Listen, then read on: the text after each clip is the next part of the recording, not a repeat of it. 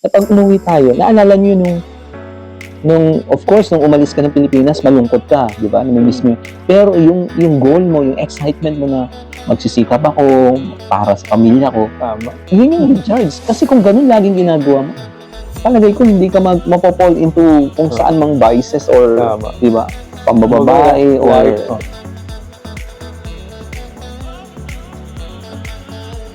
Oh, welcome back, Coach Louie. Welcome back, Coach RJ. Kamusta naman ang bakasyon mo?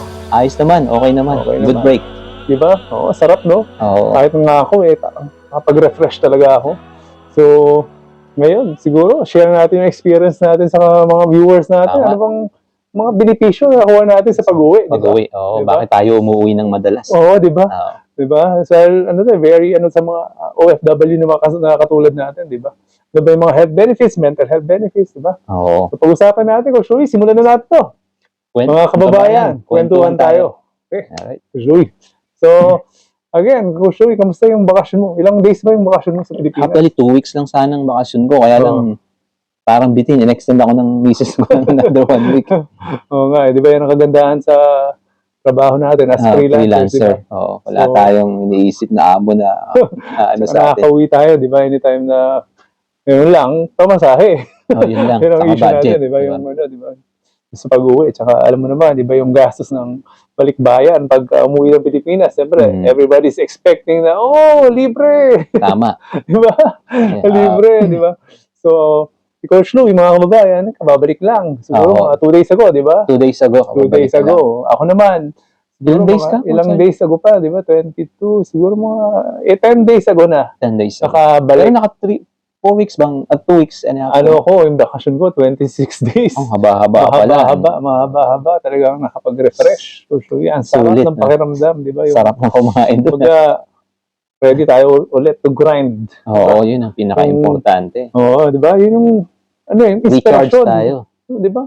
Kaya ano bang ginagawa natin dito sa Dubai, di ba? Nagtatrabaho, nagpapakahirap tayo para sa pamilya natin, di ba? So, kailangan natin humugot ng inspirasyon sa pamilya. Di ba?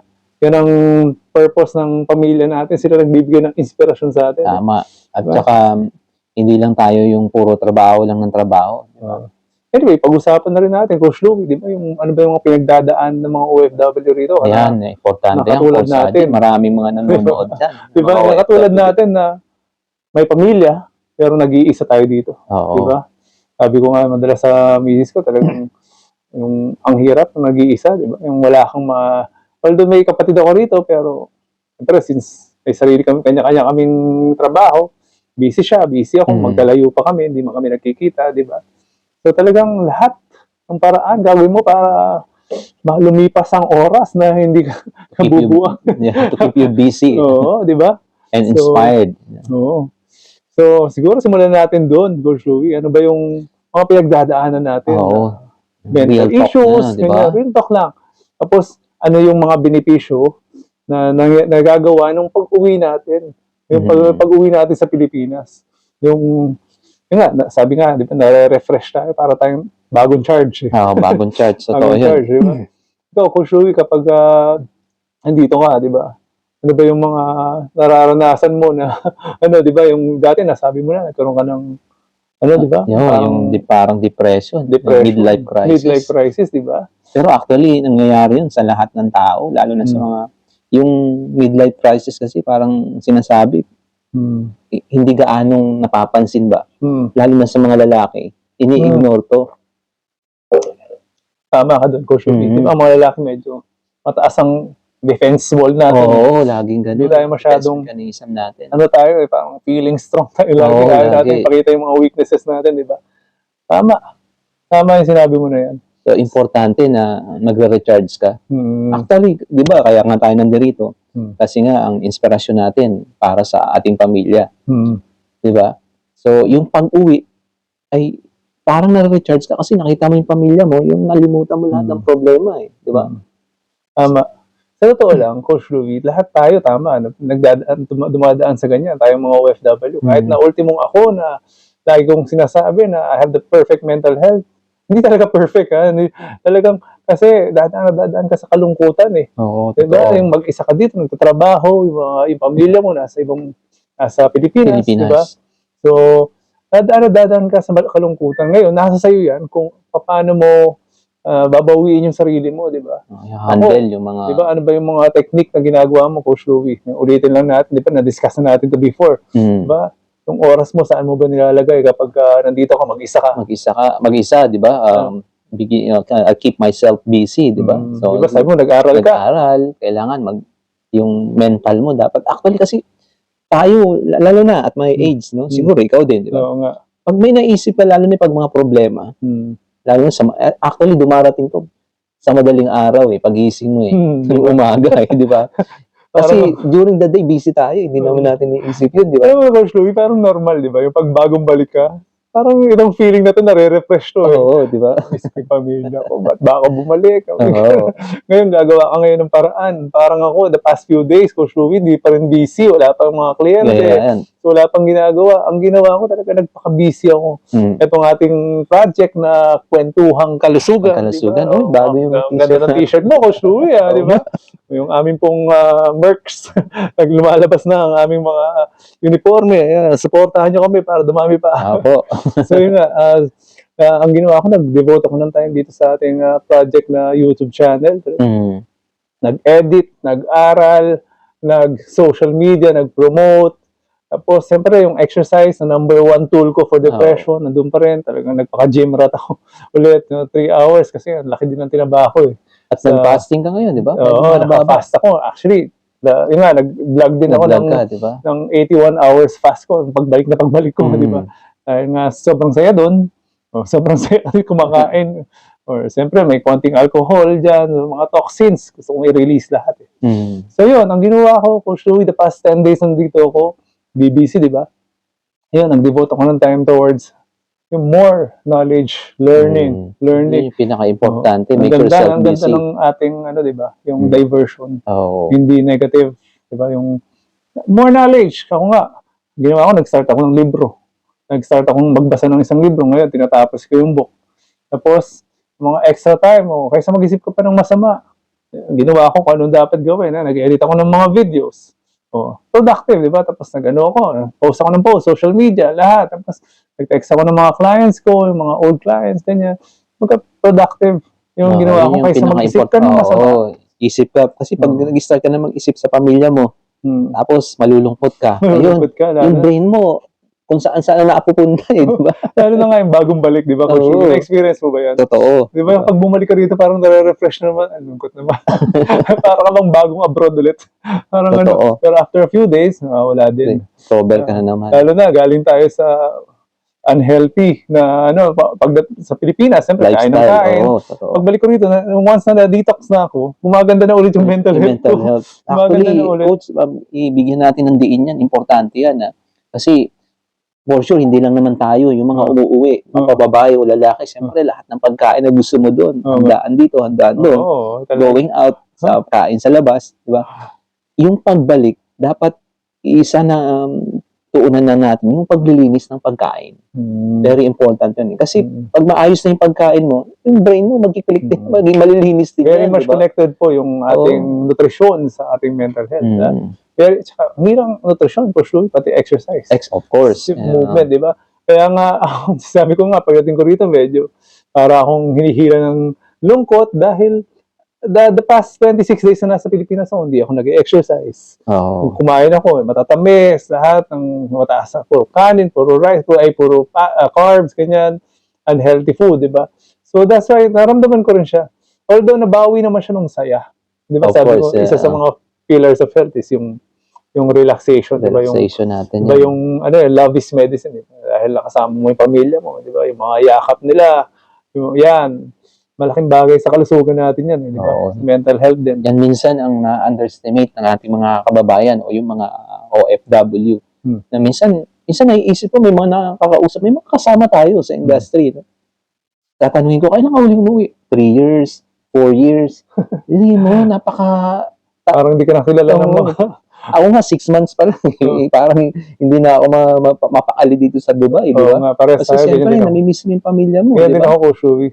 Yung bang pag malapit na ako umuwi, medyo na na talaga ako, parang ayoko na mag-work. Kasi gusto ko nang makasama yung pamilya. Parang ayoko na mag-work, pero pinipilit ko pa rin. Kaya nga, dapat sa akin, I have to kailangan talagang umuwi ako after ng ilang buwan Oo, para makita sila importante. Hindi ko yan. kakayanin yung isang taon. Ako rin, hindi siguro. Ano pa yung sense, di ba, ng pagtatrabaho mo abroad, ng pagkita mo ng mas malaking halaga kung hindi mo rin makikita yung it's not worth the sacrifice, di ba? So, parang and we're paying the time. Di ba? Kaya nga tayo nagpipili tayo makapagbakasyon kahit hindi ganun kalaking dala nating pera. Pero kasi ang binabayaran natin, yung oras natin sa pamilya natin, yung mga bata lumalaki, di ba? Na makita mo sila kahit isang buwan in every 6 months or 4 months. Very important yun. Tama. For sure. Ako nga, itong last na bakasyon, was so happy. Talagang hindi mababayaran ng pera kasi yung kasiyahan dahil kahit walang ganun kalaking budget, hindi kami nakalabas-labas. Anyway, nag-uulan sa Pilipinas. So, yung nandun na kami sa bahay, kasama ko yung nanay ko, yung mga kapatid ko, everybody's getting along, my wife, my sisters, my brother. Ayan, talagang, kami, sama-sama kami lagi, kumakain kami sa bahay lang, luto lang, hindi na kailangan lumabas. Pero saya, sobrang saya. Ito yata yung isa sa mga pinakamasayang nag-bakasyon ko. Wow, talagang fully recharged. Oo, di ba? O kaya nung pagdating ko rito, talagang sabi ko, kailangan kumain ulit, di ba? Kailangan, at least ngayon, ready ka na ulit na harapin yung reality. Parang reality yung ulitan na naman, di ba? Na-recharge ka na naman. Yung pang excitement nung, ito yung dapat na natin dapat na ma-appreciate din ng ating mga kababayan na OFW. Na pag umuwi tayo, naalala nyo of course, nung umalis ka ng Pilipinas, malungkot ka, di ba? Namimiss mo yun. Pero yung goal mo, yung excitement mo na magsisikap ako para sa pamilya ko. Tama. Yun yung recharge. Kasi kung ganun laging ginagawa mo, palagay ko hindi ka mapopall into kung saan mang vices or, di ba, pambababae or, di ba? Tama. Lagi kang fresh na yung goal mo iisa para kumita ng pera at para bigyan ng magandang future yung pamilya mo, di ba? Dahil hindi ka na-divert doon sa goal na yun dahil lagi kang umuwi, di ba? Kaya nare-refresh ka dun sa ano mo na yun, sa goal mo na yun, diba? Sa objective mo na yun. Hindi ka nakakalimot, kumbaga, di ba? Yung importante yung words ID. Kasi kung yung disadvantage kasi nang hindi ka umuwi, nakakalimutan mo, siyempre, minsan may mga problema. Minsan, actually, ito yung naiisip kong isa sa mga dahilan sa mga kasama o sa mga tao o mga kalalakihan na napupunta sa ibang pamilya. Kasi parang napuno na sila sa problema. Parang gusto na nilang talikuran yung pamilya nila. At kung mga sumasakabilang bahay. Sumasakabilang bahay. Diba? Oo, tama. Parang nakalimutan nga sila, di ba? Oo, di ba? Hindi ka tulad tama ka.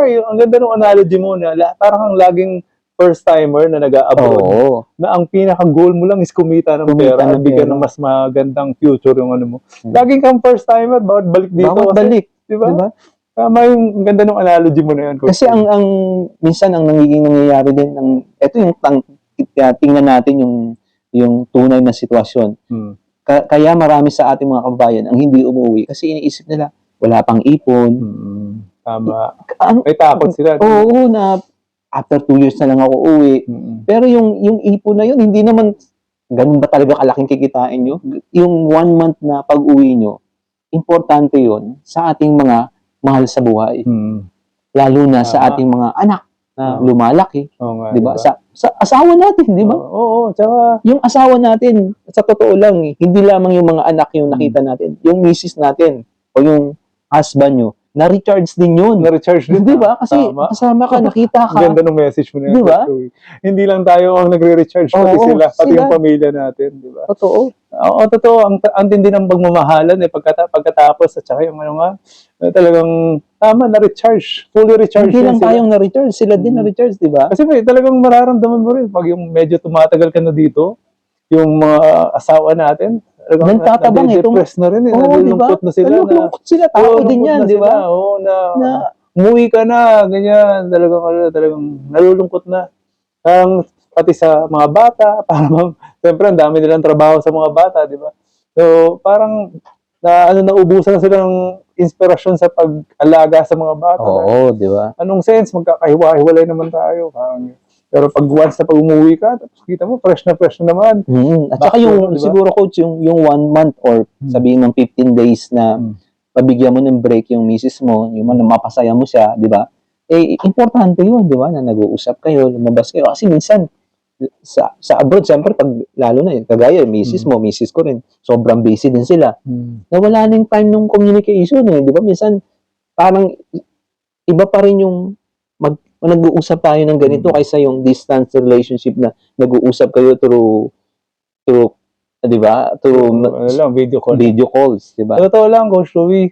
Tama kayo. Kaya kami, yan din isa sa mga sikreto namin ng wife ko na every time umuwi ako, parang pakiramdam namin, para lang kaming mag-girlfriend-boyfriend. Oh, di ba? Parang kami, talagang masaya namin, yung tapos parang sweet, ganyan, dahil parang kayong mag-girlfriend-boyfriend. Di ba? Naglalakad kayo, magkahawak kamay, di ba? Magkahawak kamay, ganyan, talagang, siguro yan ang isa sa mga sikreto namin na, kaya lagi kami, nagmamahalan, sweet, ganyan, dahil yung constant yung aming, bago pa kami magkatabangan, umuwi ka, di ba?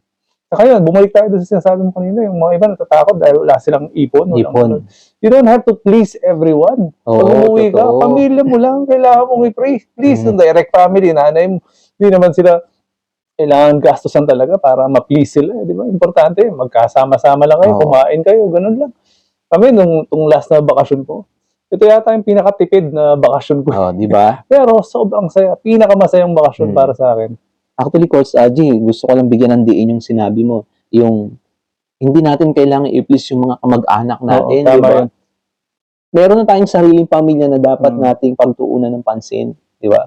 So, of course, kung meron tayong sobrang pera na pwedeng common yan, di ba? Parang pero dapat andun tayo sa focus natin. Ito yung pamilya natin. Common kasi yan, pagbalik bayan, di ba?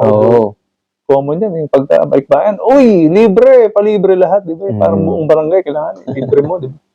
Ganun talaga. Ikaw ang may sagot sa lahat. Diba? Pero ako, I don't mind them. Importante, sumaya yung pamilya ko, sumaya ako, sumaya yung direct family. Saka, yun ang pinaka-importante. Transparent naman ako sa kanila. Ito lang ang budget ko. Ito lang, ganyan. Lalo na, itong nataon na pag-uwi natin, enrollment time. Di ba? Enrollment time, di ba? 4 na bata, enroll ko, di ba? So, halos lahat ng budget doon napunta eh. Di ba? It doesn't have to be, luxurious yung inyong mga bakasyon. Same ang effect niyan. Kahit na simpleng bakasyon, kahit na magharbong bakasyon, same ang effect niyan.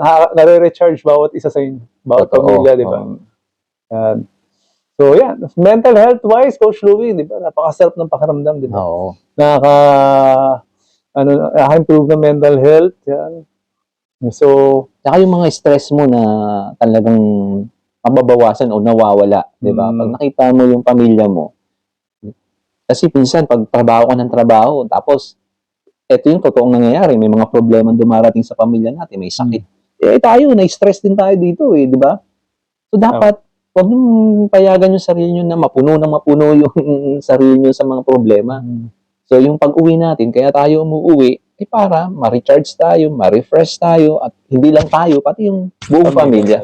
Tama. At yung mga bata. Mga bata. Diba? Yung mga bata, yung mga anak ko, hindi ko naramdaman na naglalamig sila sa akin. Dahil siguro, dahil doon sa length of time na nawawala ako, hindi ganun kahaba eh.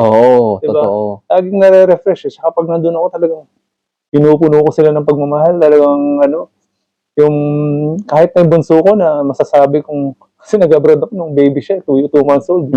Masasabi kong, 7 years old na siya, pero nakasama ko lang siya, mga less than 2 years pa lang, di ba? Di ba? Pero sobrang close. Sobrang close niya sa akin.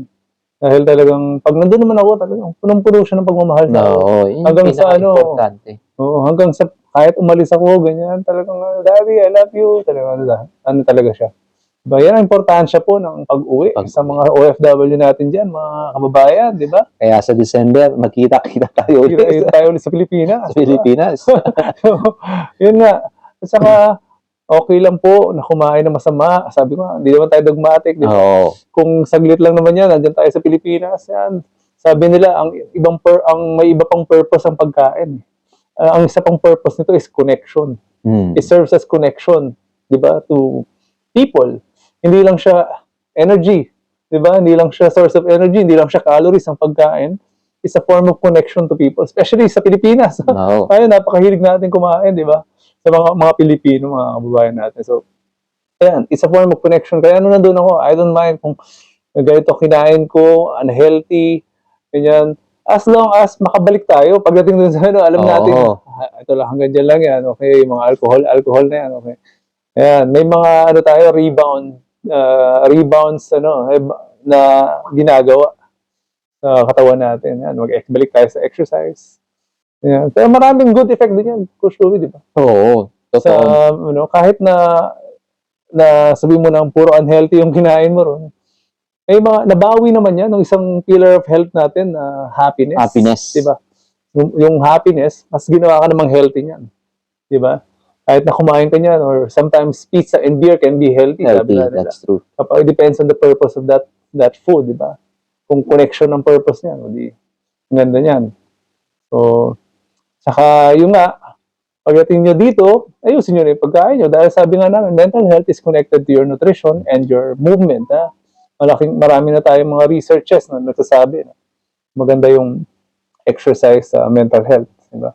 Ako, nakaramdam ako Coach Louie, pagdating ko rito, parang ang lungkot Parang pati misis ko, ang lungkot Ang lungkot, sabi niya, bumalik ka na dito, sabi sa akin ng misis ko.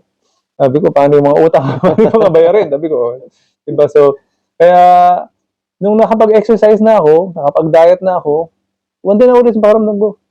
Recharge na. Pati misis ko, ganun din. Dahil the whole time nandun kami, kumakain kami ng bad food, mga unhealthy food. Pati siya, pagkaalis ko, balik na sila lahat sa diet, pati yung buong pamilya.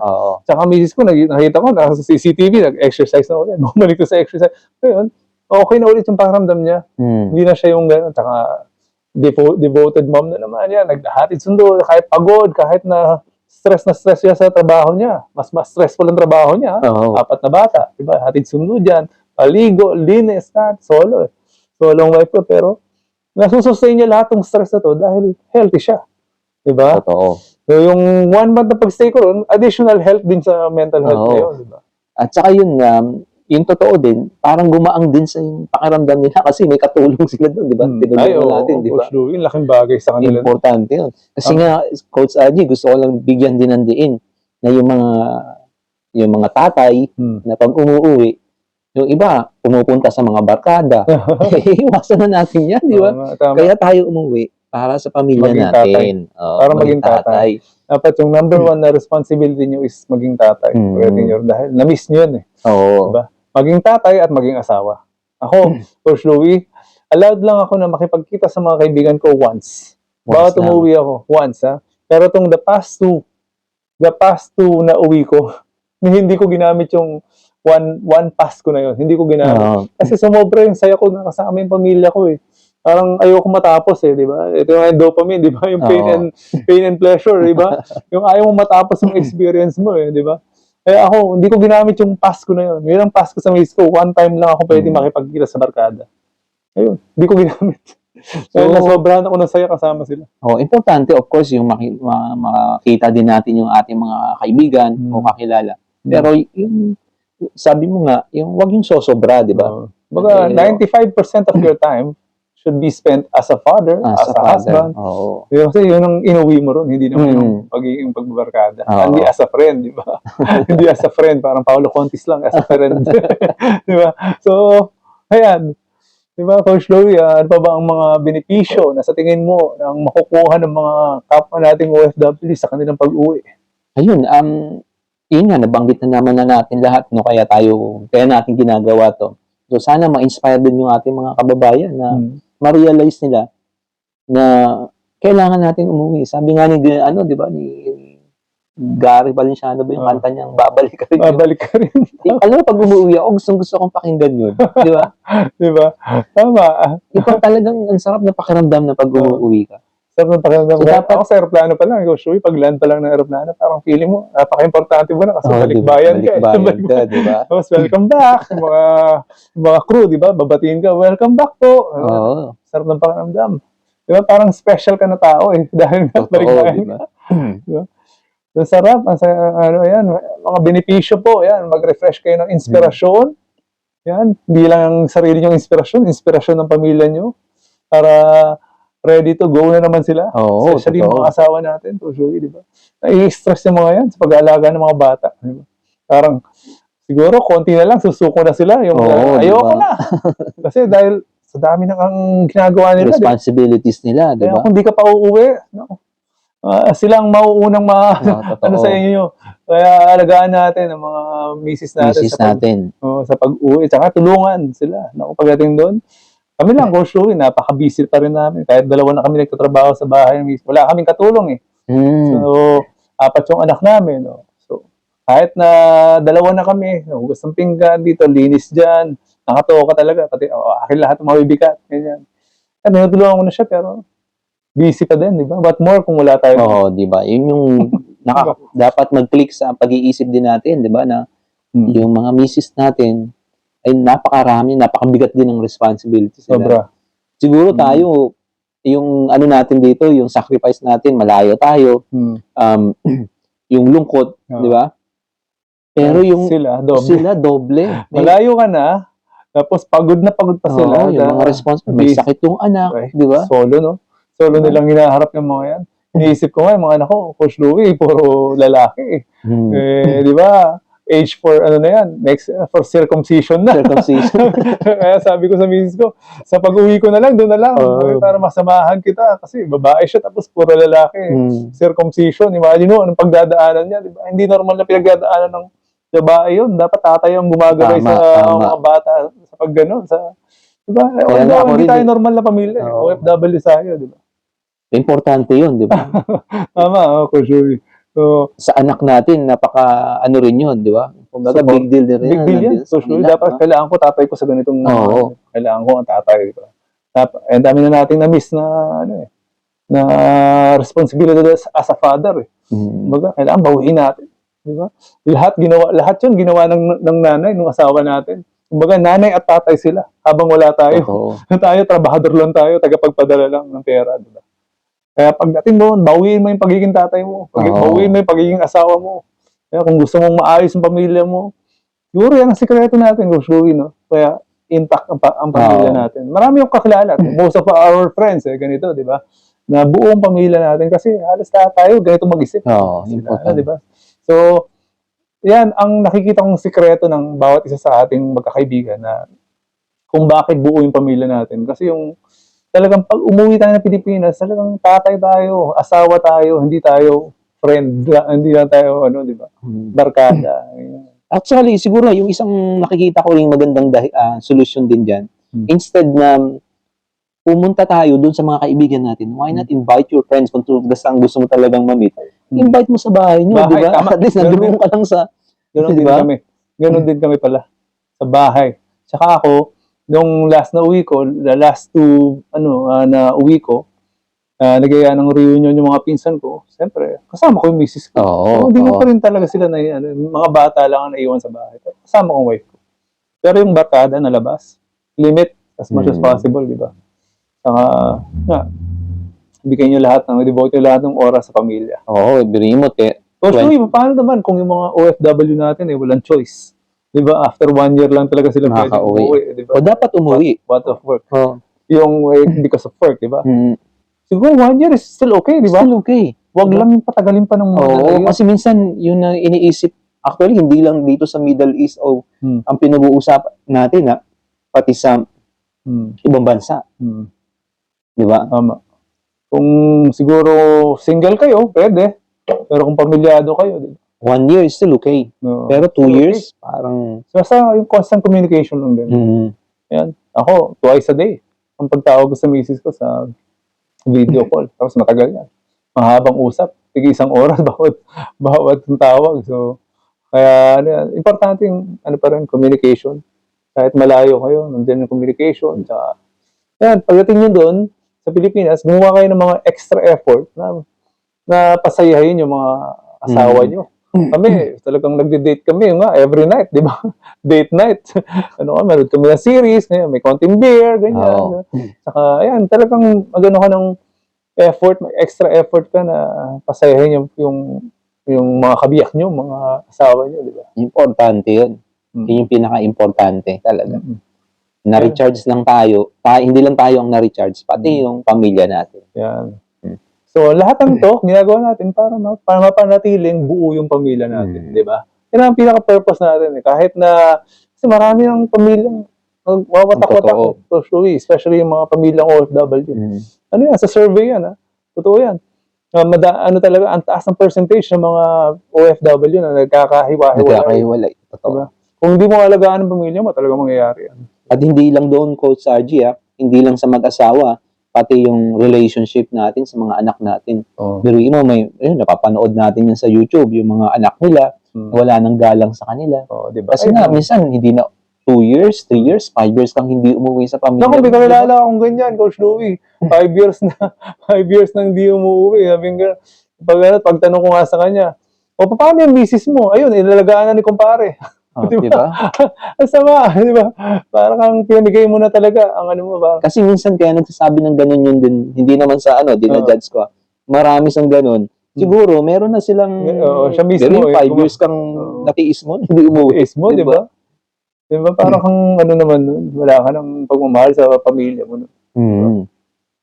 O yun, siguro, ano pa ba? Coach Louie, may ma-add ka pa ba sa ating maiksing mensahe sa ating mga kapwa OFW? May mga mensahe ka ba? Wala na. Ang sa akin lang talaga, sa pinag-uusapan natin, yung totoo, na-recharge talaga ako. Yung realization doon, hindi lang ako ang na-recharge, pati yung pamilya ko. Kumbaga sabi ko nga sa'yo, ang ganda ng point na yan, Coach. parang, nung umuwi ako, yung pabalik na ako rito, parang iniisip ko, parang mag-start uli ako. New beginning uli, di ba? Ganon. Tama. Diba? Actually, sa sinabi mo yan, ngayon ko lang din na-realize na tama yan. Yan din yung nangyayari sa akin.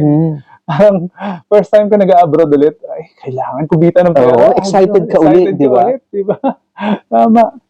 Siyempre, may mga sakripisyo, malungkot, ganyan. Pag malungkot kayo, yung mga sinabi namin before ni Coach Louie, gawin nyo lang yung oras Make yourself busy, productive. nyo sa mga productive na bagay, tulad ng ginagawa namin ngayon. Nakakatulong pa kami sa inyo dahil nagbibigay kami ng magagandang mensahe sa kalusugan, sa buhay, di ba? So, ayun, divert nyo yung oras nyo, marami naman pwedeng gawin. Sa totoo lang, Coach Louie, ako, the past few days, wala akong masyadong kliyente, mga 2, minsan isa pa nga, di ba?